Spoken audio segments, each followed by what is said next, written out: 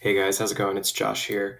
And in this video, I'm going to show you guys the 4 requirements that your product needs to fill if you want to be successful with e-commerce. Okay. So, with that being said, let's go ahead and jump right into what these 4 requirements are. So, the first requirement you're going to want to satisfy for your e-commerce website is you don't want the product to be too expensive, right? So, it should not be overly expensive. Examples of some products that are overly expensive will be like a hot tub.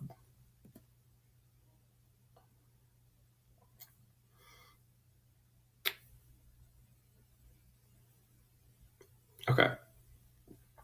The reason you're not going to want to sell a product like this is because look how expensive they are, right? Like this one's $3,700. This one's $4,820, right? $13,000. With purchases this big, uh, you know, consumers are really going to want to go in person to feel the hot tub, experience the hot tub, like learn more about it, probably from a salesperson. People are really likely to buy these hot tubs in a store. Okay. They're probably not going to buy it online and get it shipped to them that way. They're going to go into the store and buy it like that. So the reason you don't want to sell a hot tub like this is because it's not a simple buy for your consumers, right? And you're not going to sell that many of them. Okay. Another reason why you're not going to want to sell an overly expensive product is like just imagine how difficult it would be to find a factory that's going to make a hot tub for you, right? And not just that, but if you want to, have this factory make some hot tubs for you, they're probably going to require to make at least 100 hot tubs, maybe even 200 or 300, 400, maybe even 1,000 hot tubs minimum for this factory to start making these hot tubs for you. Let's say it costs maybe $2,000 per hot tub to make, and you have to buy at least 100 of them. Suddenly that's $200,000 out of pocket you need to pay just to get these hot tubs produced. And then where are you going to store them? Right? How are you going to ship them? Shipping costs are going to be insane. If a customer wants to return them, shipping it back will be ridiculous. There's just a lot of hassle with a product that's overly expensive, like this, right? Another example would be like a bike. Okay. So the reason we're not going to want to sell a bike is because they're so expensive, and we know it takes customers a really long research phase and purchase cycle before they're really ready to buy something like this. So unless you have the perfect, um, you know, prototype for a bike, and biking is your passion, and you're selling bikes before, or you're already a bike company, it's going to be really difficult for you to enter into this market. Now, don't get me wrong, there's plenty of people making a lot of money selling hot tubs and selling, you know, Pinarello bikes or GT men's bikes. But the thing is, those are people who are already, um, well established in the bicycle niche, right? It's going to be really expensive for you to enter into this market because if you're going to want to get bicycles, you know, again, similar to hot tubs, if you're going to want to get these made for you by a factory, they're probably going to require you to make several hundred of them at least, meaning your startup costs to get these bikes, your product made, is going to be in the hundreds of thousands. And, you know, your bikes and the inner workings and the mechanics of a good bike probably aren't your expertise. So we're going to leave this to, the professionals, the big, huge, mega $100 million brands to sell, right? Now you can make money off this. This is just not easy, right? So my goal is to make e-commerce easy for you. And one way to do that is to make sure your product is not overly expensive. Okay, 2, we want our product to be relatively small. So I'll give you an example of a product that, um, you know, you're not going to want to sell because it's not small enough, right? An example would be a bike, right? Because where are you going to store this bike? Can you store 100 bikes in your house or apartment? Probably not.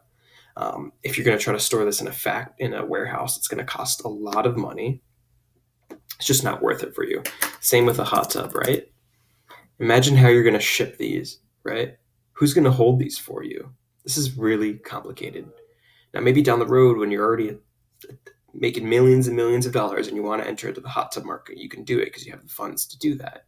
But if you're a one-person entrepreneur like I am, and like probably just about everybody else watching the videos on this channel, this is going to make e-commerce more complicated for you, right? So we're going to want to make sure our product is relatively small.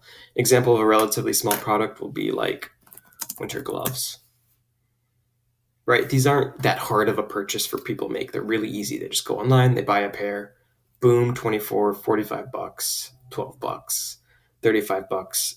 This one's 140, but it's higher end, but it's easy to ship, right? It's easy to get to the customer and really easy for them to send it back to you if they want a refund. Okay. So now that we know we don't want our product to be overly expensive and we want it to be relatively small and easy to ship, it's really important that our product is also electronic free. So, for example, we're not going to want to sell something like headphones. The reason we're not going to want to sell headphones is because so many things can go wrong when you're introducing electronic components to a product you're trying to sell. And I'm not an electrical engineer. I'm not an engineer. I don't know how this stuff works. I don't have a team of people, a team of scientists or engineers or experts in headphone making or in electronics to be able to make great products for me. I'm dealing with factories overseas who, English is not their first language. And, they have different production standards than they may here in the US. So I can't rely on people to make like great electronics for me. Again, if you have the funds, if you have the team, if you're a big business already, absolutely. If you want to enter this market, do it. But for a solo entrepreneur, it's going to be much easier if you don't enter into a market, if you don't create a product that has electronics, because there's just a lot less on your plate in terms of researching and making your product that a factory will make for you. And finally, we want our product to be hazard free. So, for example, right, I don't want you to sell parachutes. Okay, not only is this expensive and probably not easy to ship, but there's a lot of liability associated with making parachutes, right? Because this is essentially someone's lifeline, right? And what we want to do is avoid lawsuits at all costs. So really setting yourself up for a product that's probably going to has the least chance of causing harm, right? So this could kill someone. Don't, your product might not work. Don't make parachutes, right? Oh gosh, looks even worse to used parachute. I don't know if that's effective or not. Another example of a product that's a hazard would be something like a protein supplement. So I wouldn't recommend selling products like this. They're different from parachutes, right? Because you're actually consuming this, but again, it's the same thing. Like somebody could have an allergic reaction. 10 years down the road, we might discover that research indicates that protein supplements or some ingredient within your supplement causes cancer, and you might be involved in this huge lawsuit. And it's just not a good idea to be dabbling your toes in a product that potentially affects somebody's health, right, or well-being. So we're not going to want to make products that are consumables. And another example would be something like lotion, right? Let's stay away from this too, because people are putting this on their bodies. We don't, now, if you have the team, again, of researchers or the money to really understand products like this, by all means, go for it. But I don't, and it's much easier as a sole entrepreneur if you create a product that is going to be hazard free, right? So as long as you go into your product research knowing these 4 criteria in mind, you're already setting yourself up for a ton of success, right? You're narrowing down your product potential by millions of products, and you're starting to head in the right direction. You're going to be making this a lot easier for yourself and avoiding products that would really cause your business to fail. So in this next video, what we're going to do is start doing some product research. I'll show you how I do my product research, right? I'm going to show you where I do that, how I do that, keeping these four initial product research requirements in mind. So go ahead and watch part 2 of this product research video for e-commerce, where we actually go into finding products that we could sell that fulfill these initial requirements. All right, see you in the next video.